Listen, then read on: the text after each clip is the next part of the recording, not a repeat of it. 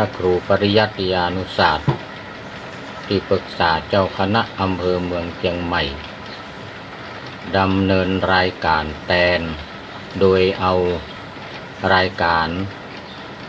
เสียงธรรมกำจัดโควิดมาแทนหลายเดือนแล้วตั้งแต่เดือนมกราคมเป็นต้นมาเดี๋ยวนี้ก็เข้าเดือนที่8ก็นำเอาธรรมะที่เกี่ยวข้องกับการเยียวยารักษาคนไข้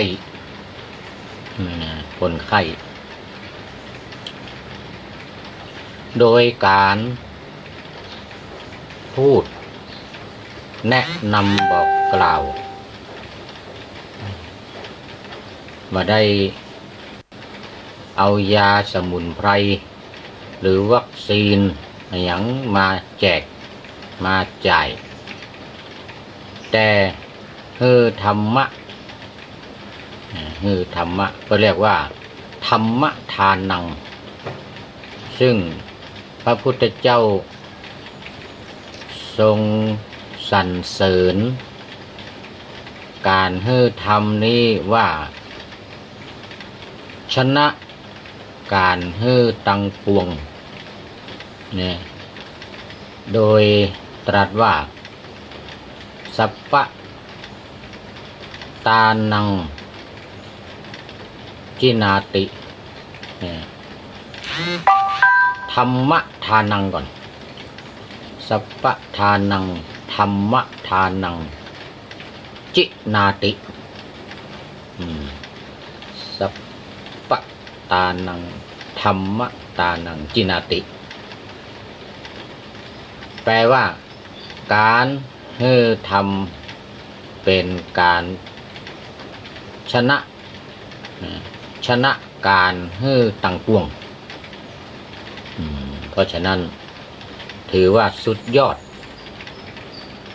ถือว่าเป็นการสุดยอดของการตานคือตานธรรมทีนี้ก็มีแหมน้อยหนึ่งที่มักจะสงสัยถามกันมาบ่อยว่า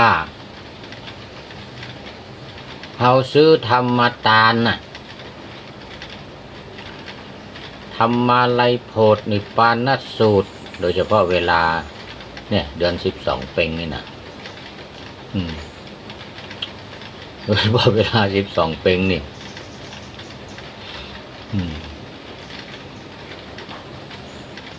ตาลให้คนตายตาลให้คนตายมันจะแม่นสัพพะทานังธรรมะทานังจินาติกว่าคำตอบก็คือว่ามีส่วนมีส่วนเป็นส่วนหนึ่งโดยเฉพาะกล่าวไว้ในมาลัยโพธิธรรมาลัยโพธิธรรมมหามูลนิพพานสูตรนะว่าใครได้เขียนได้แต้มหรือได้จ้างเพิ่นเขียนเพิ่นแต้มแล้วเอามาตานมันมีนางหนึ่งเนาะมันมีนางหนึ่ง2 คนกับ2 คนพี่น้องนางเอ้ยกับนางอีนะรู้สึกว่าจะอยู่ในธรรมเปตปรีนางเอ้ยกับนางอีเนี่ยที่พ่อแม่ตายไปแล้วมันได้ฮับกินฮับตานไปอยู่ไปเหี่ยวเป็นทุก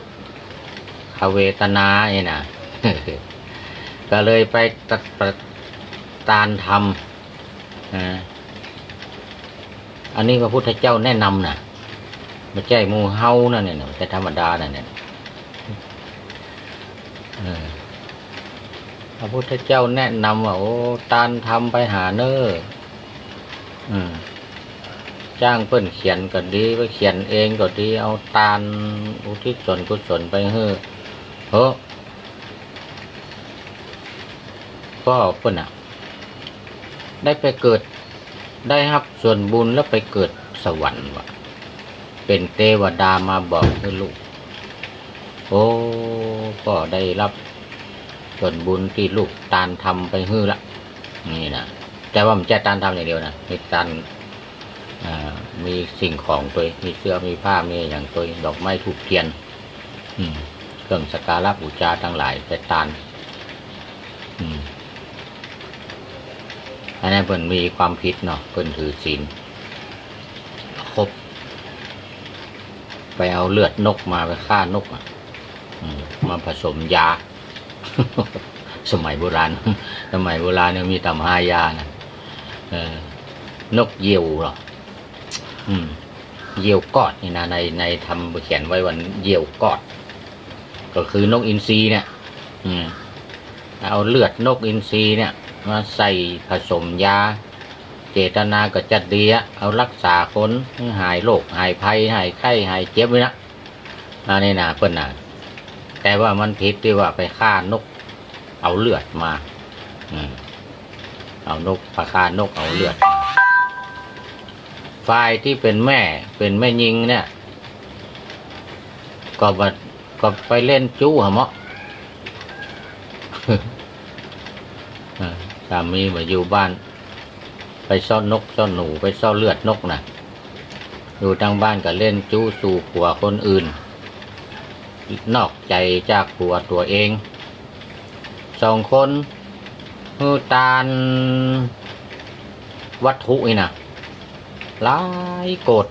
หลายล้านโกดหลายหมื่นหลายแสนก็ถ้าตาลนี่เชียงอย่างเป็นมหาเศรษฐีหรอกแต่พอตายไปตกมรณะเพราะศีลบริสุทธิ์ฆ่าสัตว์ตัดชีวิตเอาเลือดนกมาผิดศีลข้อที่ 1ฝ่ายเป็นเมียก็ผิดศีลข้อที่ 3กาเมสุมิจฉาจารนี่นะอันนี้เป็นว่าอย่างนั้นตายแล้วไปตกมรณะพอได้ขึ้นไปสวรรค์ไปเป็นเทวดาเพราะว่าบุญกุศลก็สร้างไว้นักเนาะแต่มันกรรมมาบังอย่างว่ากรรมมาบังเขาเรียกว่าบุญมีแต่กรรมบังนะ เขาจังว่ากันนะบุญมีแต่กรรมบังนะกรรมก็คือกรรมของตัวเองนะตัวเองนั่นนะทำคือทำทั้ง2 อย่างทำบุญทำถึงบุญทำถึงบาป ทำดุงบุญทางตึมบาปแล้วแต่อันใดนักอันใดน้อยเนอะอันใดนักต้องไปอันนั้นอันใดน้อยก็ไปอยู่แต่ไปที่หลังนี่นะอันนี้ได้ไปทุกข์ยากลำบากเนี่ยก่อนแล้วก็ได้อานิสงส์จากลูกแม่ไปถามพระพุทธเจ้าให้ตาลทำให้ตาลทำแกก็ไปให้เขาเขียนแหละมหามูลนิพพานสูตรเนี่ยเสร็จแล้วก็เอาไปตาลแต่ในความหมายจริงๆของการตาลทำนั้นก็คือการแสดงธรรมการเทศธรรมการบรรยายอธิบายความให้ธรรมแก่คนอื่นให้ธรรมะแก่คนอื่นอาตมาตอบตะกี้ว่าเป็นส่วนหนึ่งเนาะเอากัมพีธรรมไปจ้างเพิ่นเขียนแล้วเอาไปตาเนี่ยมันก็เป็นส่วนหนึ่งมันก็มีอานิสงส์อย่างว่าเนี่ยอันนี้เป็นอานิสงส์ในการที่ช่วยให้พ่อแม่จากทุกข์ยากลำบากในมรณะขึ้นไปสู่บนสวรรค์ได้มันก็เป็นอานิสงส์ส่วนหนึ่งเพราะว่าธรรมที่เขียนไปแล้วนั่นคนก็เอาไปอ่านลูกหมายว่าสมัยโบราณสมัยปัจจุบันเนี่ยเวลามีงานศพก็ทำมาลัยโพธิ์เปตะปลีมหามูลนิพพานสูตรอย่างมูเนี่ยเอาไปเทศมันเป็นธรรมะเอาไปอ่านเป็นเนื้อหาสาระมันเป็นธรรมะหมดละคนได้ฟังได้ปฏิบัติตามบางคนก็ได้บรรลุได้ฟังแล้วได้บรรลุเพราะพระเอาธรรมนั้นไปอ่านเอาคัมภีร์ธรรมนั้นไปอ่านที่เขียนเนี่ยที่เขียนที่ตัวเองเขียนที่จ้างเพิ่นเขียนก็ดีตัวเองเขียนก็ดีได้ซื้อมาเนี่ย ไปซื้อมาไปจ้างเพื่อนเขียนนะตาลไปเนี่ยนะ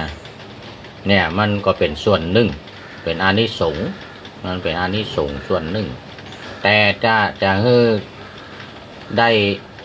บุญจริงๆและชนะการให้ทานอย่างอื่นจริงๆเนี่ยมันต้องให้คนได้ฟังได้อ่านแล้วเข้าใจคำละนิพพานมหานิพพานมูลนิพพานมาลัยโพธิถ้าไปอ่านดูแล้วมันเป็นธรรมะทั้งนั้นโดยเฉพาะศีลห้าจะอยู่ในธรรมาลัยโพธิเมื่อมันเป็นธรรมคนเอาไปอ่านแล้วได้ความรู้ความเข้าใจและปฏิบัติตามเนี่ยมันอานิสงส์มันแหงเพราะอย่างนี้แหละนะบางคนนะเอาไปฟังแล้วเอาไปอ่านแล้วเกิดความเข้าใจได้บรรลุก็มีลูกเป็นพระโสดาบันเนาะสกทาคามีอนาคามีบางคนได้เป็นพระอรหันต์ก็มีนะมันใจธรรมดาเพราะฉะนั้นก็มีส่วนมีอานิสงส์แหงมีส่วนมีอานิสงส์แหงนั้นก็ถึงแม้ว่าเขาจะบ่ได้อู้เองบ่ได้เทศเองบ่ได้บรรยายอธิบายขยายความบ่ได้มาบรรยายต่าง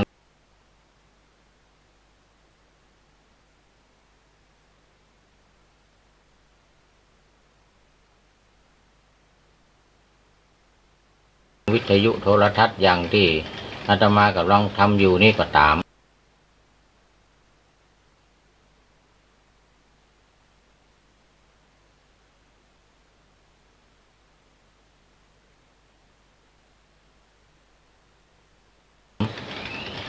นั่นก็เป็นสุนาหกปิกมาพญาโยมก็สั่งมาให้คนตั้งหลายในจุมพูปีเนี่ยให้รักษาศีลให้ทานเ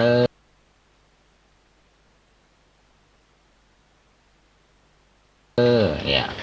แล้วก็ทำสมาธิภาวนาตัวนี่เป็นอย่างนี้นี่อันนี้ส่งของธรรมะหรือการให้ทานหรือการอธิบายธรรมมันมีอย่างนี้แม้ว่าได้กู้คนฟัง100 คนพันคนหมื่นคนแสนคนได้สักคนเดียวนี่ก็ดีแล้วดีแล้วได้ช่วยแล้ว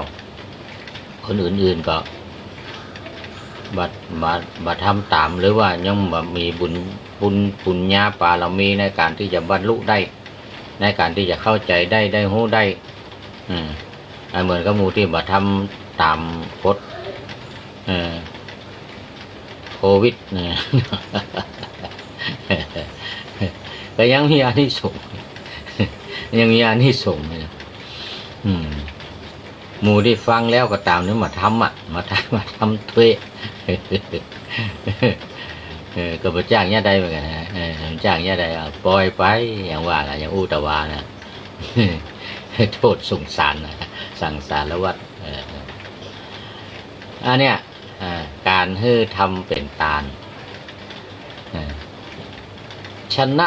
การให้สิ่งต่างปวงเพราะฉะนั้นรายการธรรมะเสี่ยงธรรมกำจัดโควิดนี่ถือว่าให้ทำมะก็อาจจะมาเอาธรรมะมาอู้หรอธรรมะของพระพุทธเจ้าหรอประเดี๋ยวนี้หลายร้อยข้อแล้วนะตั้งแต่เดือนมกรามาถึงเดือนนี้สิงหาเนี่ยพอหรอสิงหาในเดือนที่8แล้วจะเข้า8 เดือนแล้วความจริงออกก่อนหน้านั้นตัวออกก่อนหน้านั้นตัวก่อนเดือนมกราแต่ว่าไม่ใช่รายการนี้ไม่ใช่รายการเสียงธรรมของจัดโควิดนี้ไม่ใช่เวลานี้ตัวเป็นเวลาตอนเช้าตี 5ตื่นมีไปตื่นมาฟังตี 5 ถึง 6 โมงแล้วเดี๋ยวก็แมลง7 โมงถึง 8 โมงเนี่ยนะทุ่มถึง 2 ทุ่มถ้ามีรายการอื่นนักเหมาะข่าวมีนักเหมาะมีอะไรมาฟัง อันนี้ได้ตอนเจ้ามาแทนรายการเปิดอย่างที่ว่าตะกี้นั่นคือว่าเอาธรรมะมาฮื้อเอาธรรมะมาฮื้อแม้ในมงคลละสูตรก็มีอยู่ข้อหนึ่งว่า ธรรมัสวนาธรรมัสวนาคือไม่ใช่ธรรมเทศนาขออภัยว่าผิดธรรมเทศนาเอตัมมังคารมุตตมังก็เป็นมงคลอันสูงสุดเหมือนกันการแสดงธรรมพระธรรมเทศนาเนี่ยการแสดงธรรมเป็นมงคลอันสูงสุดแล้วในปุญญกิริยาวัตถุ10 ข้อนี่นะการแสดงธรรมเนี่ยการฮื้อธรรมเนี่ยก็มี1 ใน 10 ข้อนั้นตัวอันนี้ที่ว่าตะกี้นะธรรมเทศนาใหม่เนี่ยบุญสำเร็จด้วยการแสดงธรรมบุญสำเร็จด้วยการแสดงธรรมตรัสไว้หลายที่สรุปรวมแล้วว่าสัพพะตานังธรรมตานังจินาติจำเอาไว้ท่องเอาไว้เน้อศรัทธาญาติโยมทั้งหลายญาติโยมทั้งหลายบางทีเขามามีเงินมามีทองมาสามารถที่จะซื้อเข้าของอย่างไปตาลฮือตุฮือพระมาได้ใส่บาตรญาติมาได้หอมกันสร้างกุฏิวิหารสร้างศาลาสร้างเจดีย์สร้างพระพุทธรูปนี่นะเขามีสตังค์แต่เขามีโอกาสได้ฟังตุเจ้าเพิ่นธรรมะอันนี้มันกำจัดโควิดมันจะป้องกันโควิดได้ก็เอาไปให้คนอื่นฟังนี่ให้อุ่นฟังให้ลูกให้หลานฟังลูกหลานก็มาฟังรายการนี้เนาะอีล่าอีน้อยอีแม่ได้ฟังตุเจ้าเพิ่นนะธรรมะอันนี้นะเพิ่นว่ามันกำจัดโควิดได้นะโควิด62นี่มันถ้ากลัวป้องกันได้ให้ปฏิบัติอย่างอีธรรมะข้อนี้นะก็เป็นการแสดงธรรมเหมือนกันเนอะเป็นการแสดงธรรมเหมือนกันเนอะมีอานิสงส์แห่งเนอะแห่งอย่างไรถ้าลูกหลานนะถ้าลูกหลานของอีกแม่อีกพ่อเชื่อฟังปฏิบัติตามเอาหน้ากากมาใส่อยู่ห่างล้างมือนี่นะกินฮ้อนจ้อนกูอยู่ห่างล้างมือนี่นะเมื่ออย่างอีเนอะลูกหลานเมื่ออย่างอีเนอะนะอันพ่อแม่ที่ว่าที่แนะนำที่เอากรรมของทุกเจ้าหรือเอากฎเกณฑ์ของประเทศกฎหมายที่สคบเพิ่นประกาศหรือองค์การอนามัยโลกประกาศอย่างก็ตามเอาไปต่อเอาไปบอกต่อเนี่ยเป็นการแสดงธรรมเนอะแม่เนอะแต่ก็เป็นการแสดงธรรมเราบ่ต้องเสี่ยงสตุ้งสตางอะไรอย่างนั้นแล้วก็เป็นตานที่สุดยอด ดีกว่าเอาเข้าไปตานเอาเงินไปตานเอาของอย่างไปตานก่อนนะเนี่ยดีกว่าตานสิ่งนี้ดีกว่าเพราะฉะนั้นอาตมาจึงเลือกมาออกอากาศทางวิทยุโทรทัศน์วิทยุอินเทอร์เน็ตมาเดี๋ยวนี้ลงเฟซลงไลน์ว่าไปมีโอกาสก็ว่าไปเพราะมันเป็นตานที่มันมีอันอย่างมาเท่าชนะการตานตั้งปวงตานอย่างอื่นเนี่ยสู้บ่ได้สู้บ่ได้นี่ดังนั้นอันที่เขาว่าแก้ที่เขาสบประมาทว่าตุเจ้าได้แล้วเนอะศรัทธาญาติโยมทั้งหลายตุเจ้านี่นะได้ก็กินได้ก็อยู่แบบนี้อันยังเนี่ย กลายเป็นว่าได้ทำสิ่งที่สุดยอดได้ทำสิ่งที่ดีได้ตานสิ่งที่ดีพระพุทธเจ้ารับประกันไว้หรอกแล้วธรรมะมาว่าไว้ในหลายหัวข้อในหลายหัวข้อที่ยกย่องเรื่องการทำเนี่ยนะการทำที่เป็นตานเนี่ยนะย่องไว้หลายที่หลายตังอย่างที่ได้ยกตัวอย่างได้ว่ามาเพราะฉะนั้นวันนี้โอ้มีไหนสถิติโอ้เกี่ยมมาเลยนะสถิติโอ้น่าตกใจเนอะวันนี้มีไหนล่ะโทษประเทศธรรมดาสงสัยจะขึ้น19 ล้านให้แล้วแต่ว่านี่เหมือนได้ติดตามข่าวอันนี้ข่าวแต่วันซืน18,970,000ละ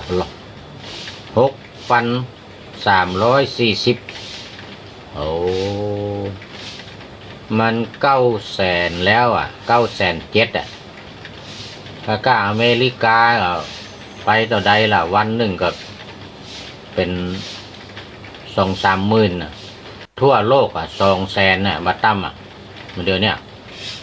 เป็นไม่ติดไม่สะสมขึ้นมานี่นะและอันนี้มัน907,000แต่วันซืนแล้ว907,000 60,000ดอกเหลือบากี้ปันนั่นน่ะ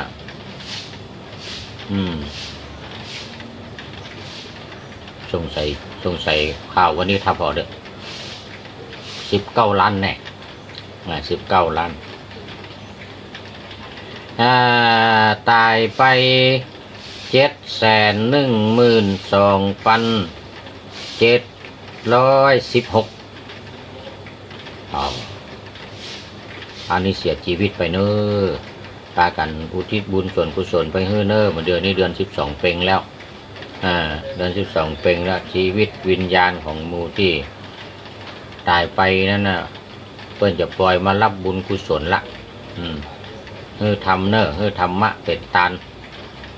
เอาสิ่งของเอาอย่างเอาทำมาลัยโพธิปานสูตรอย่างไปตานเนอะกับหมู่ที่ตายไปนี่ดูเขารวมถึงพ่อแม่พี่น้องญาติโกโหติกาทั้งหลายที่เสียชีวิตไปเนาะรวมถึงหมู่ที่เป็นโควิดนี่ตัว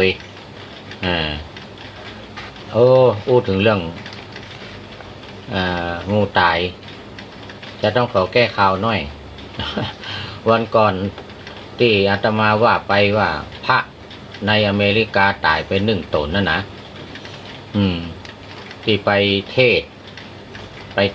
ปสวดมนต์โยมเอาโควิดมาติดตายไปตนเขาแก้ข่าวว่าตนที่ตายนั้นจริงแต่ว่าไม่ใช่ติดโควิดเป็นโรคชราเป็นอายุนักแล้ว70 ปลาย80 ปลายอายุ80 ปลายแต่มันอยู่ในที่เดียวกันช่วงเดียวกัน ลาสเวกัสเหมือนกันอยู่ที่ลาสเวกัสนะแต่มันคนละวัดคนละที่เพื่อนอายุแก่แล้วแต่ว่าตนที่ติดโควิดที่ไปเทศ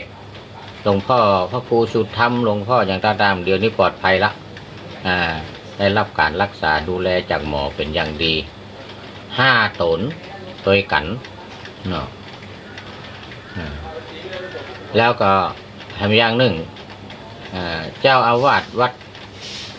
ไทยลาสเวกัส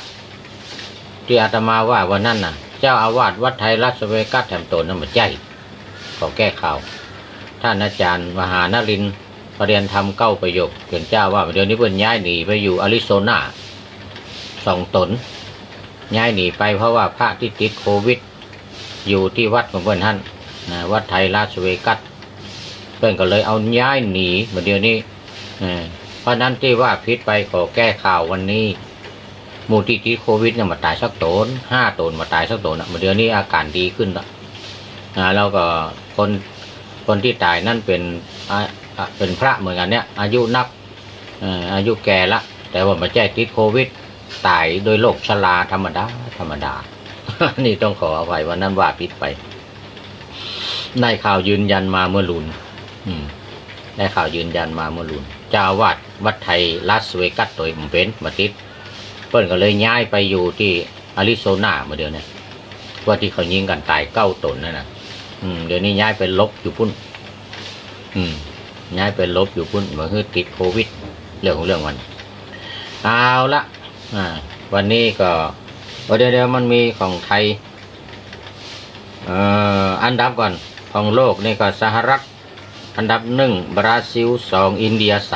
3อินเดียนี่ป้านะแกเฮ้ยอินเดียมาอันดับ3ทำละ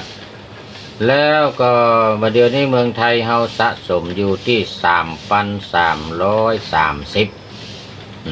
3,330 รักษาหายไปแล้ว 1,148 เสียชีวิตไป58เหมือนเดิมส่งตกอกตกใจกันส่ง3 วันมานี่ก็มีทหารอเมริกามาแถม150ดีว่าเพิ่นปิดหน้ากากแล้วก็เอาเข้าไปไว้ในโครันตินเอาไว้ในโครันตินเหียแต่ว่าโครันตินนี่เป็นโครันตินพิเศษในโรงแรมในกรุงเทพนี่นะก็ยังดีก็ยังดีสะดุ้งตกใจกันเป็นข้าวกันอยู่เหมือนกัน ว่าโอ้เมื่อไรจะเอาวันโควิดมาละง่ายนะปรากฏว่าเป็นตรวจหมดแล้ว150 คนนี่มีใครเป็นสักคน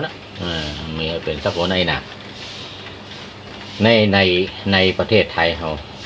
สถิติการเสียชีวิตก็ยัง58เหมือนเดิมเนาะบวกมา2แต่วันซืนนี่นะ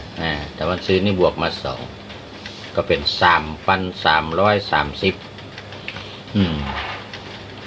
แต่ก็มาคือกาดตกก็ใกล้จะหมดเวลานี้วันนี้มีบทประพันธ์มาฝากนำเสนอและเป็นข้อคิดพิจารณาบอกว่าน้ำใสเกินไปก็ไร้ปลาตรงไปตรงมาก็ไร้เพื่อนฟ้าแจ้งเกินไปก็ไร้เดือนซับซ้อนซ่อนเงื่อนก็ไร้ใจนะมีพร้อมเกินไปก็ไม่ดีบกพร่องกว่านี้ก็ไม่ไหวลุ่มหลงเกินรักก็หนักใจคิดมากเกินไปก็หนักตนแน่บอกว่าอ่อนน้อมถ่อมไปก็เสียเชิงตะเพิดเปิดเปิงก็เสียผลเข้มงวดเกินไปก็เสียผลยอมให้ทุกหนก็เสียการพอให้ได้พอก็พอดีหยวนท่วนทีให้พอผ่านเงี่ยหูรีตาพอประมาณสงบคำรออ่านผลงานจริงได้รับมาอ่านแล้วช่างเตือนใจเลยส่งให้อ่านต่อไม่มัวนิ่งว่างั้นนะนี่หมายถึงคนที่เอามาลงในไลน์ไม่มัวนิ่งถ้าเห็นว่าเข้าท่าตามนั้นจริงสมควรยิ่งส่งต่อรออะไรขอปันจบปันใจให้คู่คนมีความสุขกายสบายใจปรารถนาสิ่งใดก็ได้สิ่งนั้นสมมโนรสปณิธานทุกท่านเทินขอเจริญพร